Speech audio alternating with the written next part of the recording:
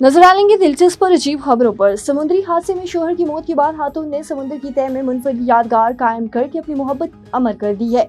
हवाई की रिहायशी अशीले बग ने अपने शोहर को एक गोताखोरी के हादसे में खो दिया। शोहर की याद को अमर करने के लिए उन्होंने एक ऐसा कदम उठाया जिसने सबको मुतासिर कर दिया। 20 मई 2018 को उनके शोहर 35 साल ब्रायन बुक हुसूसी रीब्रीथिल स्कूबा ड्राइविंग कोर्स के दौरान डूब गए थे।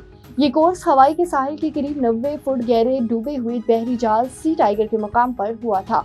ब्रायन ने गोता लगाने से पहले ऑक्सीजन मशीन बंद कर दी थी ताकि ऑक्सीजन महफूज रहे, लेकिन पानी में दाखिल होने से कबल दोबारा ऑन करना भूल गए। चंद मिनट में ही उनके सांस रुक गई और वो समुद्र की तह में जा गिरे। पनामा की गेशा कॉफी ने पनामा इंटरनेशनल ऑनलाइन एक्शन में 30,000 फुट $30,204 फी किलोग्राम के हिसाब से फरोख्त होकर एक बार फिर महंगी कॉफी का रिकॉर्ड कायम कर दिया। गैर मुल्की खबरसां अदारे के मुताबिक पनामा के एक सूबे चिरेकी के एक छोटे इलाके बोटिके में मौजूद हास्टेन अलास्मलीडा नामी फार्म में उगाई गई वॉशिंग गेशा कॉफी दुबई के एक खरीदार ने खरीदी।